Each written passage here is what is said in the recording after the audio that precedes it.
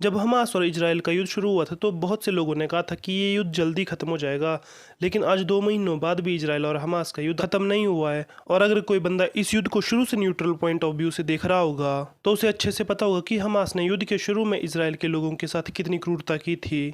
औरतों के रेप किए गए थे, बच्चों को जलाया गया था और औरतों की बॉडी के साथ ऐसी ऐसी चीजें की गई थी जो बताई भी नहीं जा सकती हैं। और इस सब का मकसद शायद इजराइल के लोगों में हमास का खौफ बिठाना था। लेकिन इसके बाद इजराइल ने भी हमास से बदला लेने के लिए गाजा में युद्ध किया।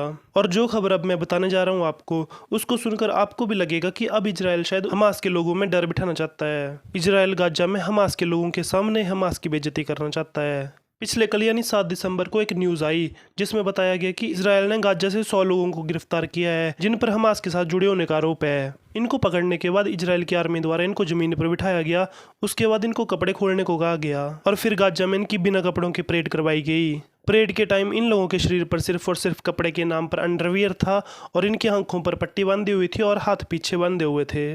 वहीं हमास ने दावा किया है कि ये लोग गाजा के शरीफ लोग थे और इजराइल की आर्मी ने आम लोगों के साथ गाजा में ये बर्ताव किया है। इजराइल की आर्मी ने ह्यूमन राइट वायलेशन किया है, ये सारे आरोप लगाए गए हमास की तरफ से। अब इसमें कौन सही है और कौन गलत है, इस बात का निर्णय लोग अपने हिसाब से ले लेंगे। बाकी तो हर बंदे का अपना निर्णय होता है कि इजराइल की आर्मी ने सही किया या इजराइल की आर्मी ने गलत किया। कुछ लोग इसे बदला कह रहे हैं तो कुछ लोगों का कहना है कि ऐसा नहीं करना चाहिए किसी भी आर्मी को। बाकी तो आई होप आपको वीडियो अच्छा लगा होगा। वीडियो देखने के लिए धन्यवाद।